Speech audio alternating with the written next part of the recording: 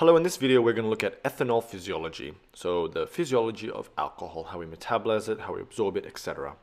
So we begin with the liver. Here is the liver. The liver has a portal vein. The portal vein essentially is what drains all the GIT stuff into.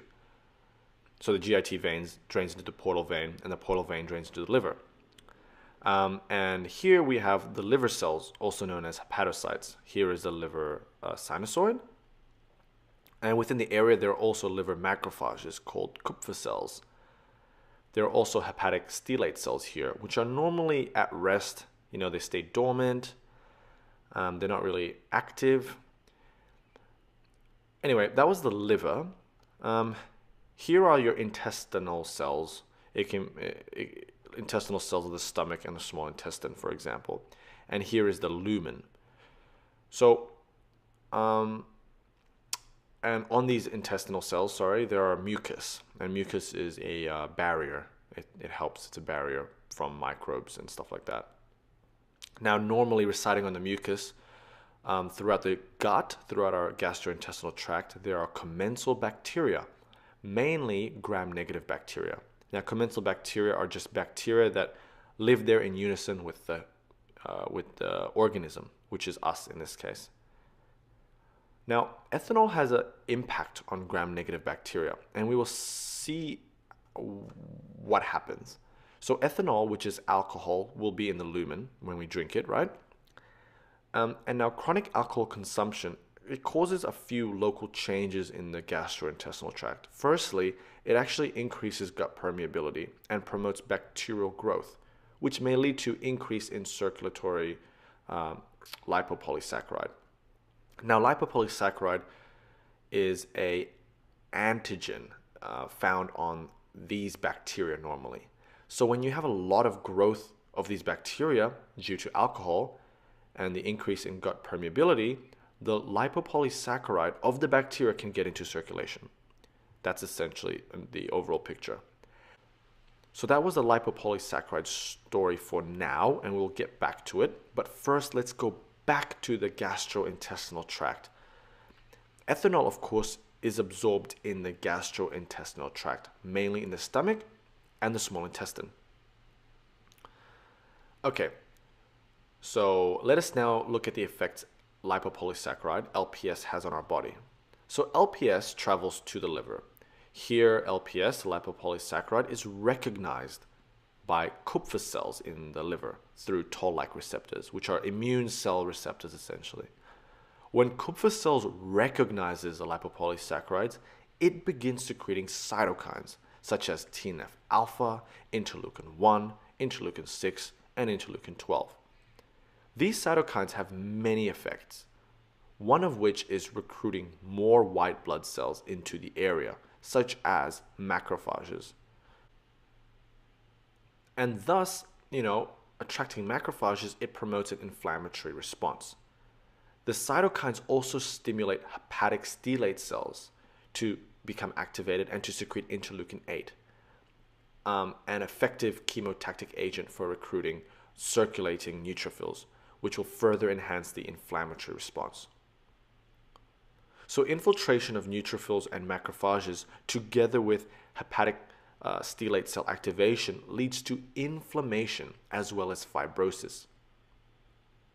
The stellate cells, when activated, it actually becomes myofibrocytes and begins producing a lot of collagen, which is the culprit for fibrosis. So we just saw the effects lipopolysaccharide has on the body and how inflammation leads to fibrosis. Now let's go to ethanol, which was absorbed into circulation. Let us see the biochemical effects ethanol has on the liver. So ethanol is absorbed in the portal vein and it travels to the liver, like the lipopolysaccharide. Let us zoom into one of these hepatic cells and see the metabolism that occurs for alcohol. So excess consumption of ethanol, we have ethanol moving into the liver cells. There are several pathways of ethanol metabolism. So we have excess consumption of ethanol. Ethanol moves from the outside to the inside of the liver cell. ethanol gets metabolized, converted into acetaldehyde. And there are two main pathways. The first one, and the main one, is done by the enzyme alcohol dehydrogenase, ADH. And in this reaction, NAD is reduced to NADH. The second pathway is through the cytochrome pathway. So ethanol is still converted to acetaldehyde, but this reaction results in the production of reactive oxygen species, ROS. So therefore, the liver usually uses the alcohol dehydrogenase pathway, 75%, compared to the cytochrome pathway, 25%. Because if we have too much acetaldehyde and reactive oxygen species, like this stuff damages our body. So for example, it can cause formation of DNA adducts, resulting in mutations, which can result in some, problems. But of course, if we have so much ethanol, you can imagine what happens. We start using the cytochrome pathway, and so we produce a lot of reactive oxygen species. Anyway, when we have a lot of acetaldehyde, this can also be converted to acetate through the enzyme acetaldehyde dehydrogenase. In this reaction, NAD again is reduced to NADH. So we are producing a lot of NADH when we drink a lot of ethanol. Just keep that in mind. We have a lot of NADH. So acetate can be converted to acetyl-CoA. Acetyl-CoA is a main precursor to fatty acid synthesis. Now, fatty acid synthesis is actually stimulated when we have a lot of NADH, because NADH is used in the synthesis of fatty acids. So NADH is oxidized to NAD. So all the hydrogens are being used to make up the fatty acids. So a lot of fatty acids are being made, and also the fatty acids are being packaged up to triglycerides, triacylglycerides. And so NADH also stimulates this reaction. When we have a lot of NADH, which we see in excessive alcohol intake, a lot of NADH thus inhibits fatty acid breakdown. So it inhibits triglyceride breakdown to fatty acids, and it also inhibits fatty acid breakdown to acetyl-CoA. It inhibits beta oxidation, because we don't need any more NADH when we have so much. So it inhibits this reaction. So I hope that all made sense. But in summary, this is the main concept we have to take out of excessive alcohol intake. When we have excessive alcohol intake, this results in an increase in fatty acid synthesis, but a decrease in fatty acid oxidation, so fatty acid breakdown.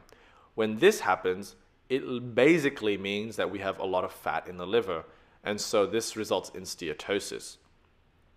So we have, two main things happening, or three. We have inflammation, we have fibrosis, and we have steatosis as a result of excessive alcohol intake. And this all results in liver cirrhosis. I wrote here liver fibrosis, but it should be liver cirrhosis. But same concept.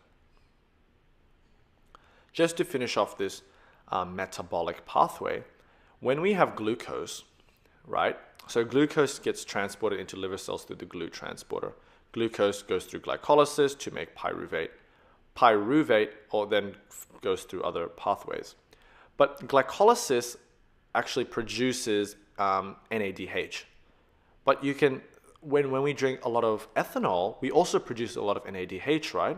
So when we have excessive ethanol consumption, we actually, we inhibit glycolysis.